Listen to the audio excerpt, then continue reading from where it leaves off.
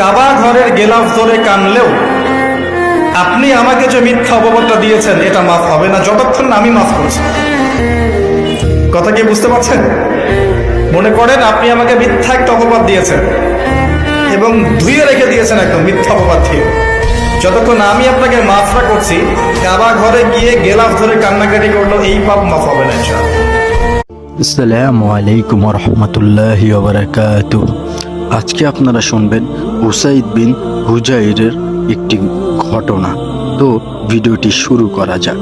বিসমিল্লাহির রহমানির রহিম।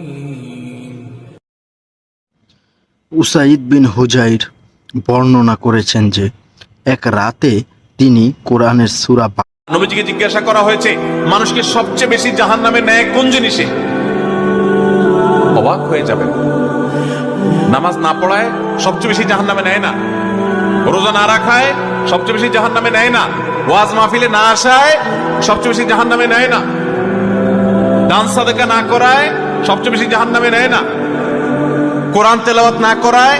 নবী সাল্লাল্লাহু আলাইহি ওয়াসাল্লাম 23 বছর আপনার আমার জন্য কষ্ট করেছেন, মানুষের মার খেয়েছেন, গাল খেয়েছেন, তাকে 15 বার হত্যা করার চেষ্টা করা হয়েছে, তাকে দেশ থেকে বের করে দেওয়া হয়েছে, গলায় দড়ি পেঁচিয়ে টান দেওয়া হয়েছে, পিঠের মধ্যে উঠে নাড়ি ভুড়ি চাপানো হয়েছে, দাঁত ঘুষি মেরে দাঁত ফেলে দেওয়া হয়েছে, মাথা ফাটিয়ে দেওয়া হয়েছে, পা ভেঙে দেওয়া হয়েছে।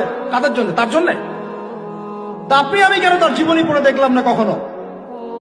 হৃদয়ে প্রেম জেগেছে তোমায় নিয়ে গো মদিনাওয়ালা, হৃদয়ে প্রেম জেগেছে তোমায় নিয়ে গো মদিনাওয়ালা।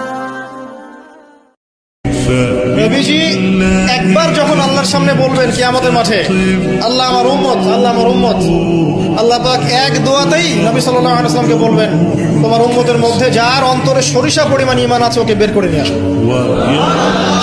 সেই মানুষের শান, তার মর্যাদা, তার চরিত্র নিয়ে কেউ যদি কথা বলে, কটূক্তি করে, তার অবস্থা পরকালে কি হবে চিন্তা করে। দুনিয়াতে হয়তো কিছু হবে না। বিশ্বনবী কাঁদতে কাঁদতে মাথা তুলবেন, বলবেন, আল্লাহ দুনিয়াতে সব নবীরা স্পেশাল দোয়া করেছে, আমি করি নাই, এবার আমি আমার স্পেশাল দোয়াটা করতে চাই, আপনি কবুল করবেন কিনা বলেন। আল্লাহ বলবেন, নবী কি আপনার দোয়া বলেন? বিশ্বনবী বলবেন, আমার একটা উম্মত যার অন্তরের মধ্যে যাররা পরিমাণ ঈমান আছে, একবার আপনারা अल्लाह हमें नबी के तरीके पर चलने की तौफीक अता फरमाए। वही हमारी शफाअत और निजात का वाहिद जरिया है। हम उनकी बताई हुई तालीमात पर अमल करते रहेंगे। अल्लाह तुम्हारी नुसरत फरमाए। आमीन।